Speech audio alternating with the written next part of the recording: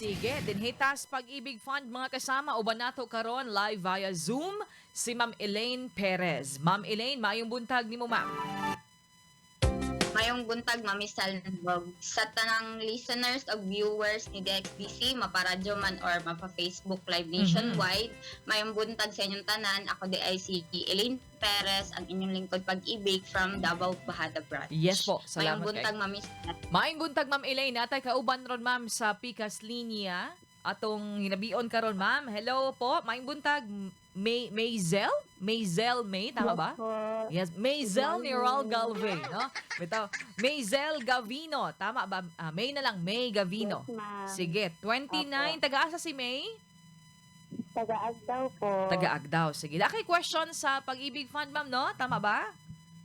Yes po, ma'am. Sige. Mangutana unta po, ma'am, is Okay.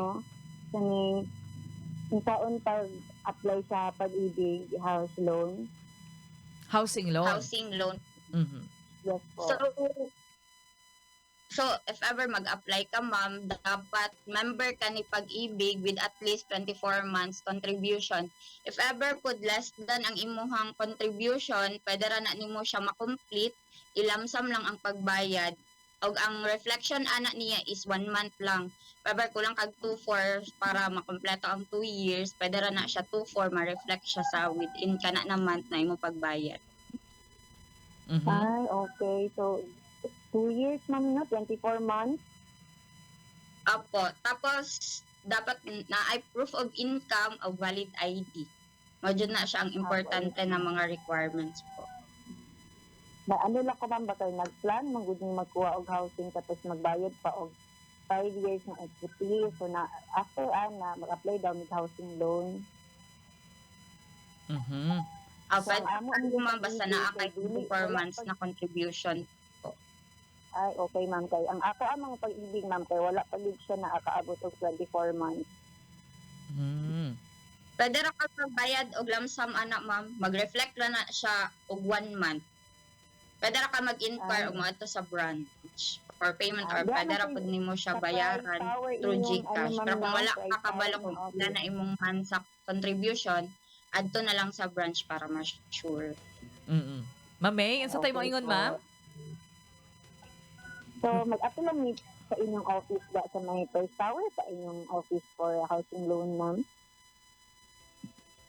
Yes po, pero if ever magbayad ka, pwede ra man pud ka moadto sa Bahada na branch. Over the counter na lang da sa may sa may Dorian Hotel. Apo. Mhm. Okay. Pwede Thank ba you ni kayo, ma'am. Pwede ba ni sa Bayad Center, ma'am, Ma'am Elaine? Mabayad si Apo, Ma'am. pwede sa bayad center, pwede po sa Ah. GCash. Pero kung dili sure si ma'am na kung pila ang iyahang kulang, Mhm. kung Mas pila ang maayo. iyahang, pwede ra siya mga branch for inquiry. Okay, sige. Ma'am May, napakay follow-up question, ma'am. Kato lang, ma'am, at least na-enlighten na ko ba kung pila gid kay month ang mabayad para maka-avail sa housing loan. Yes, kana, no? So, wala ka ni adtong pag-ibig niya, agi ra kag DXDC, ma'am, no?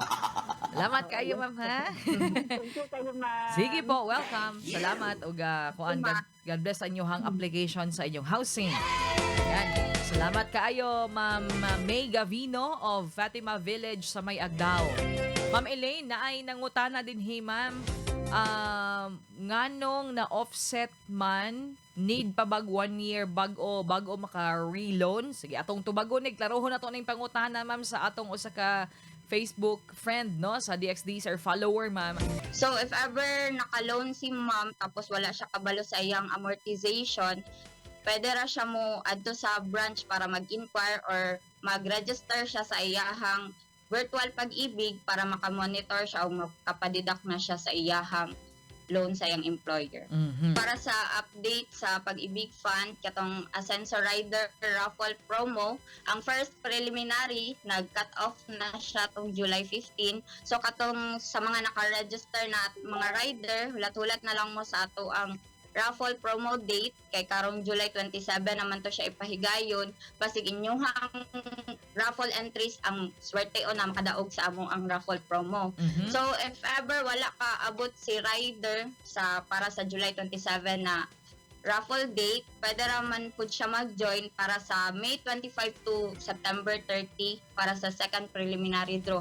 O para po sa third raffle draw, pwede ra po siya mag-join pero at least 4 months na contribution ang iyahang apilan Mhm. o iyahang bayaran. Okay, salamat kaayo ma'am sa inyong mga pa-promo. Salamat po sa pag-uban karon pagtubag sa pangutana sa atong mga tigpaminaw.